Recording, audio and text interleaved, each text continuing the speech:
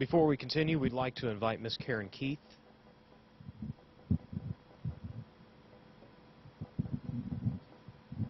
Well, Emmett Hahn, you are a rock star around here, so thank you so much. We really appreciate what you've done for our community. If you talk to any of the hoteliers in the Tulsa area, they love the Chili Bowl. This is not a time of year when they fill a lot of rooms, and they are so grateful for this event. And to all of you, it's good to see you back, Rico, Kyle. You guys, thank you so much for coming back to our community and taking part in this. So, it's the 30th anniversary, so we did a proclamation on your behalf.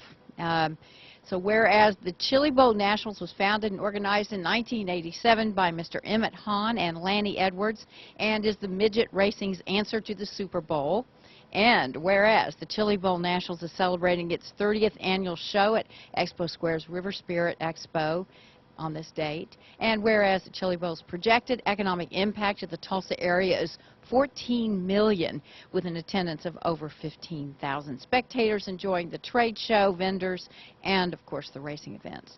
And whereas Lucas Oil, General Tire, and many other sponsors present the Chili Bowl Nationals. And whereas Tulsa County and the Tulsa Public Facilities Authority are once again proud to join these citizens and vendors in demonstrating the popularity and economic vitality of this show at Expo Square. So therefore, in recognition of the impact of the Lucas Oil Chili Bowl Nationals on the Tulsa regional economy, and in honor of Emmett and Fuzzy Hahn, coupled with the energy and excitement that this show generates, the Board of County Commissioners of Tulsa County, Oklahoma, proclaims Tuesday, January 12th as Lucas Oil Chili Bowl Nationals Day. So thank you so much to all of you. One thing we'd like to point out on the coverage of this year's Chili Bowl Nationals, it will be provided again online pay-per-view by racinboys.com.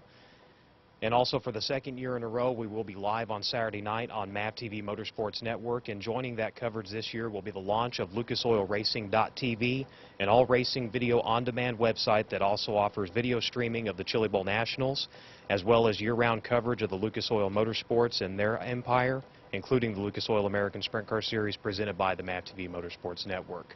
Without further ado, we'd like to open it up for questions for our drivers and owners.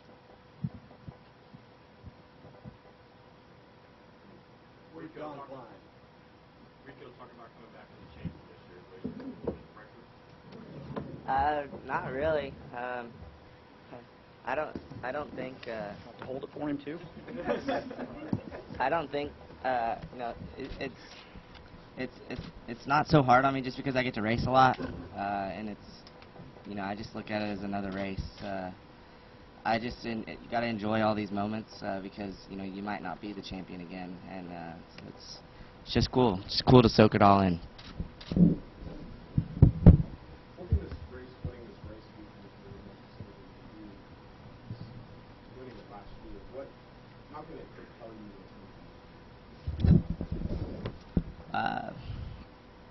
I don't know. I think it's probably the biggest race in open wheel racing. It's one of the best, and with the best competition from NASCAR to IndyCar to stock car racing, just in general, and sprint car racing and midget racing. You know, if you beat them here, you beat them all, and that's what's huge about this event. And I think, you know, it's not too many people have won it, so it's just really cool to be on this list. Rico, you got a couple truck roads at the end of the year. Talk about that a little bit, and it looks like maybe better things for you in the future in that department. No, the end of the year was great. I got to run Phoenix and Homestead. Still working on finalizing a bunch of stuff this year, and don't really have anything, you know, set in stone. But you know, I'll let you guys all know when it comes down to it.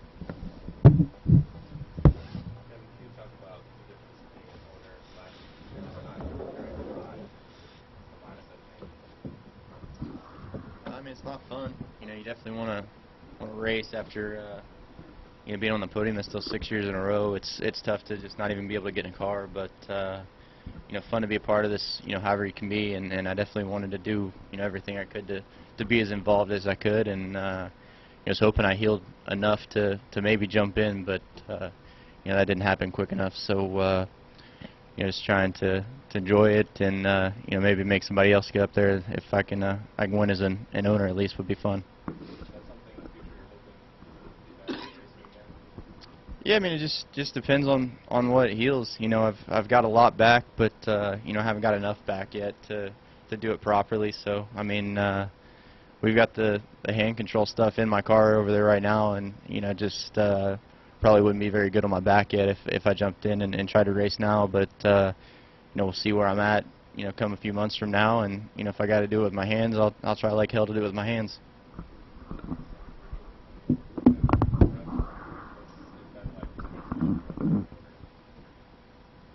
Well, you know, it hasn't been very long, so it's just something they put together and you know got here with. You know, it's different for all of us, and it's a lot different for me. You know, not being able to work with him on our car, so glad he could do it, and hope he has a good time. This question is for all you guys. How you make those winning as well. Talk about how luck plays into this win. Getting through your qualifying night, everything's done skating, you don't win. But how much does luck play in this event in getting to Saturday night? You know, I used to think watching this race, 80% of it was luck, but then you get to run it and you make a lot of your own luck. It seems, you know, there's about the same field of cars in the feature every year, so you know, they're not all getting, you know, lucky each year. Yeah, I mean, it definitely takes some sort of luck. You know, last year in my heat race on my prelim night, a guy spun out in front of me and I had nowhere to go, and you had to dig out of the C main, and you know, had I not made it out of the C main, I would have just said I had a lot of bad luck. So I was able to, you know, make it up and you know, win my prelim feature that night, and turned it around for myself. But everything you do takes some sort of luck, but I would say this race takes much more than any other one. Kevin, the fans, after your accident, man, it was pretty, I'm sure, overwhelming to how many people reached out to you. I know a lot of tracks, they took strong, you know, people passed the helmet around. Just talk about that, what it meant to you, all the fans afterwards of this accident. It's huge. I mean, this whole you know, community really is one big family. You know, they always say it, but until something like this happens, you know, you don't really see it. And you know, it was amazing, the you know, the outpour of everything and stuff that's still happening, you know, to this day. And you know what, the therapy and stuff that I got to go through, and the amount of it that I got to go through, it's going to take, you know, ungodly amounts of hospital bills. So everything's been a huge help, and you know, hopefully I'll be walking around in here next year. Are you doing anything about maybe changing something that in the car that would help from that accident and your injury, or are you looking at trying to make something better in that area? Yeah, I mean, we've looked at a lot of stuff. You know, obviously it's, you know, over the years they've worked a lot on not breaking our neck, you know, and nobody really looked at breaking the bottom of your back, you know, and it's just, you know, that was one of the softest crashes of my entire career. It just landed right, you know, and it's kind of a freak deal, and, you know, obviously it hasn't happened, you haven't seen it happen really at all, and, you know, but it's something that we're looking into really hard to try to eliminate and make sure nobody else has to go through this. Quick question for you, Tony. In all the hats you've worn in this building, from owner to driver, even as spectator now, working the track last year and coming back to do it this year, is there anything that you took away coming into this year that maybe you didn't realize about this event, or things to do different this year? I think, you know, I've got a track, I've got a series now, I've got teams, and I'm still a driver, so I get to see it from a lot of different angles. But I don't think people really realize how much it takes to put this event on, and how much that Emmett and Lanny and everybody, it is such a huge work in progress to make these 2 weeks with the shootout and the Chili Bowl happen. So, you know, everybody's got their roles they play, and you know, I've kind of backed away from some of my dirt racing, so coming and helping doing the track, and you know, it's the guys I'm working with this year, the same 3 guys I worked with last year, and you know, it's just part of the process. You know, shootout week, they were talking about, they were starting at 9 in the morning and finishing at 12 o'clock at night, and had 1,000 heat races to run. So it's a lot to get done in a day, and You know, I got my real good taste of it last year after about the 6th heat on Tuesday, and the guy on the end comes storming across the infield, and so it's a pressure-packed week. It is for the drivers, it is for the owners, but it is for everybody that works here. I mean, it takes everybody to make this show run very smooth, and don't let Emmett fool you. He says he's not very smart, but you don't build an event like this and have it run for 30 years by not being smart and good at what you do. So you know, they've done a great job, and it's you know, it's fun to be a part of it. And you know, even though it's a different capacity than what I'm used to doing, it's you know, these guys race 2 nights out of the week, and I've got to be on for 6 nights of the week doing it right, or else Emmett comes down and yells at me. So I just want to keep my job this week. You know, something that people don't realize is 2 weeks ago we had the shootout. Local people know how wet a spring and fall that we had here. The clay came in way, way wetter than it ever has. And luckily we was running the little micros and it didn't destroy the racetrack, but it wasn't good at the shootout. So after that was over, that Sunday we went in and took the corners out of this racetrack, 200 loads, and spread it in the infield, had them turn the heat on where we could dry it out, and then Thursday put that clay back in there and then just build another racetrack since Thursday. So them guys have done a lot of work. He forgot to tell me that till I got here. Yeah. Tony, what is it about this race? This race in Tulsa that just brings you that people? Well, it's like was said earlier. I mean, it is the dirt track race of the year. I mean, I don't care what series, what track. I mean, this is the place to be. So it's the only time all year you're going to get this many quality cars and drivers and teams to come to one event and race. And you know, you don't see 300. You don't see 300 of any race cars anywhere other than here each year. It doesn't exist. So to do it in a special facility like this, and it's just you know, it's hard to say, it's hard to put it into words, but I mean, this is just one of those.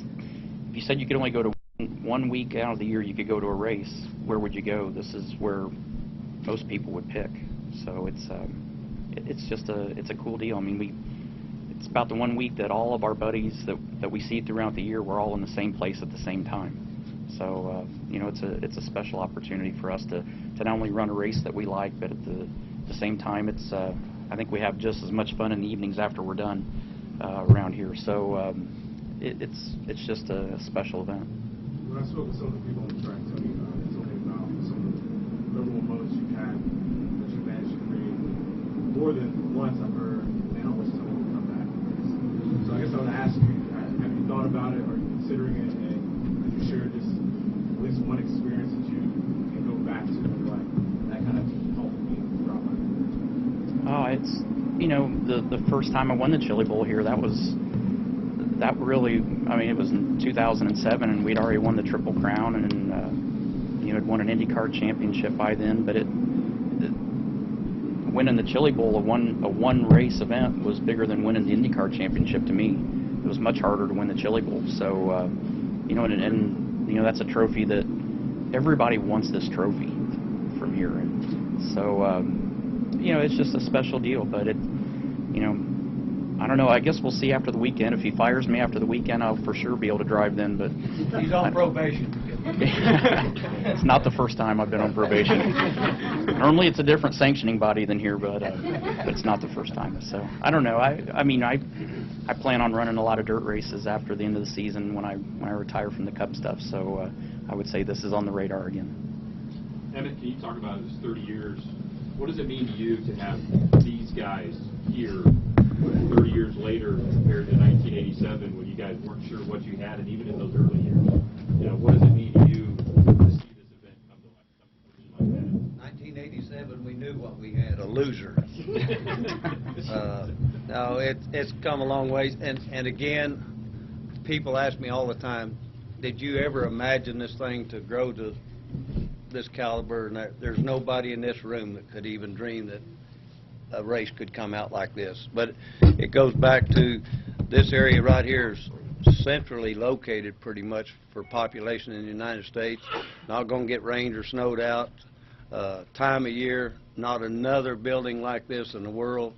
And OM's just lucky, and I appreciate these guys.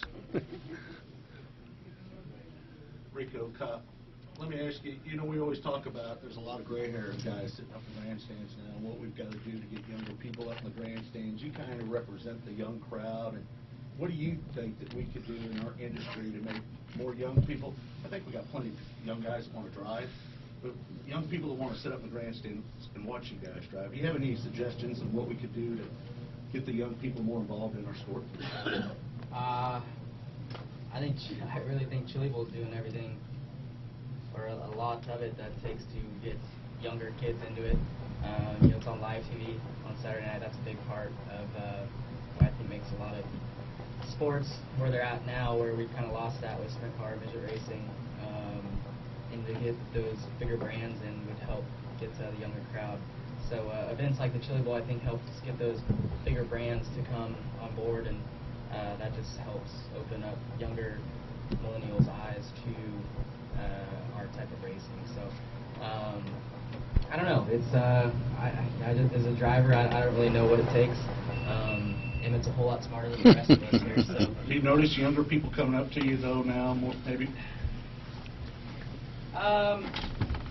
So this weekend, I was just at the Roar for the Daytona test, and what I thought was really cool on Saturday was they had the Boy Scouts come, and so there's hundreds of tents, thousands of kids walking through the garage area, and that was just, I thought it was cool to, you know, it was just a small way to get, you know, some kids to come see race cars go down a racetrack. Even though it's a test, you know, they don't really know. So I don't know, just something to get younger kids there. It's hard. Do you have any suggestions? I just think that it's just building events around events and driving the youth to there. I've spent some time in Australia the last few years, and they have, you know, sounds funny, but they have a carnival, and you know, during the races, you know, something for the kids to do, and if they were to get bored.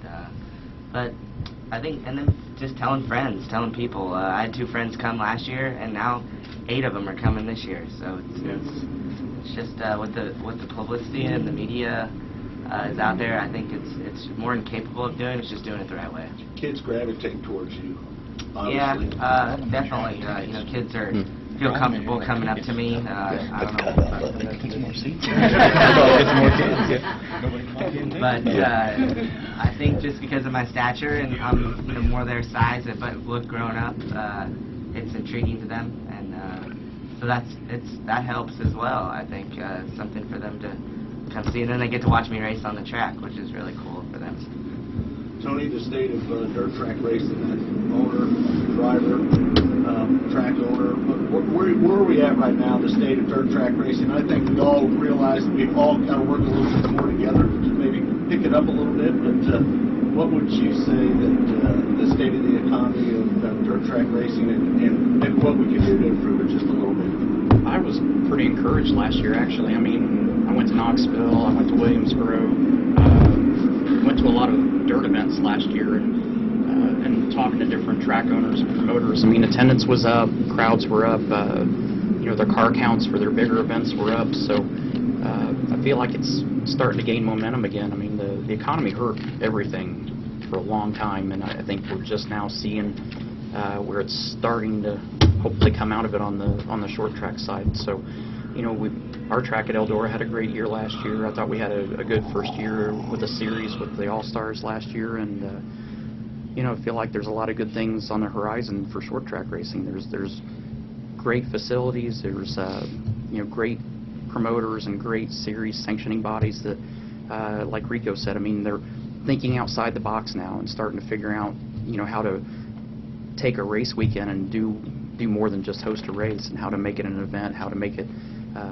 you know, the entertainment side is so competitive right now. I mean, you're literally in talking about bringing kids to the track, the first thing you do is take their cell phones away from them, because they don't have to do anything. They don't have to go anywhere. They can sit in their room, don't have to move, and can be entertained all night. But you know, there's a lot of good stuff out there. You just got to know where to go, and that's the problem with getting new people to the racetrack. So, you know, a lot of these promoters building bigger events around a race, that's starting to show results, and I feel like the crowds are getting better because of it. 5-year deal too now with the truck race.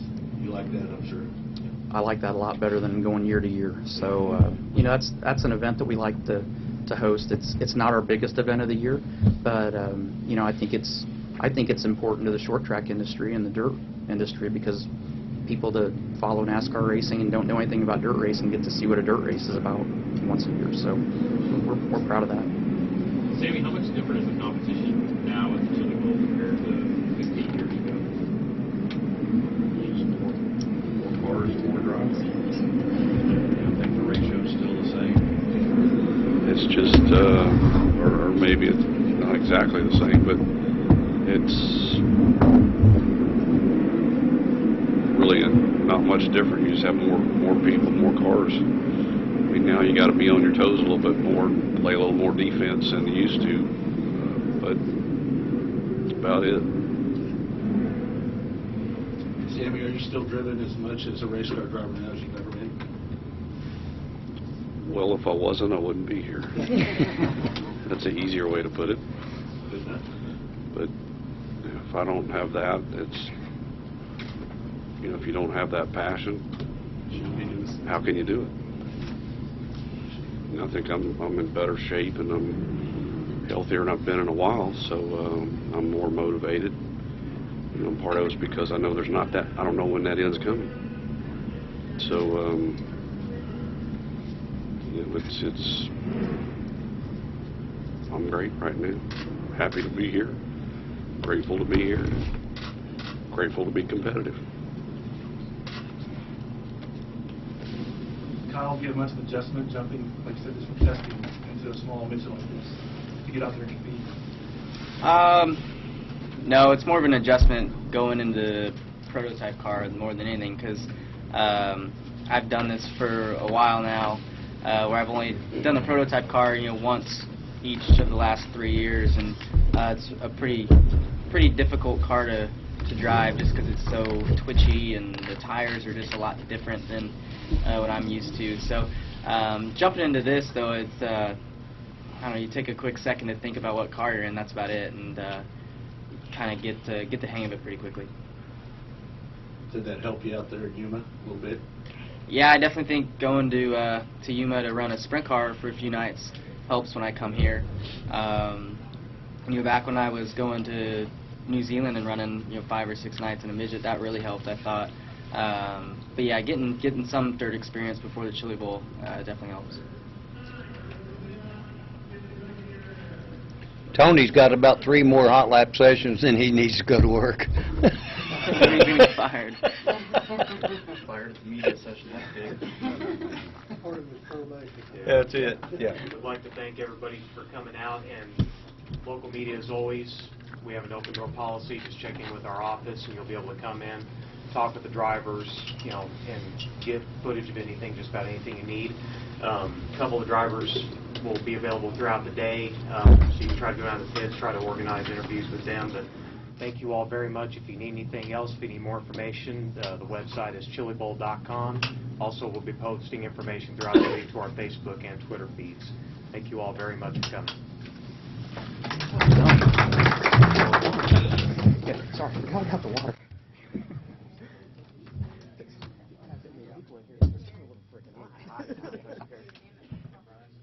Sir.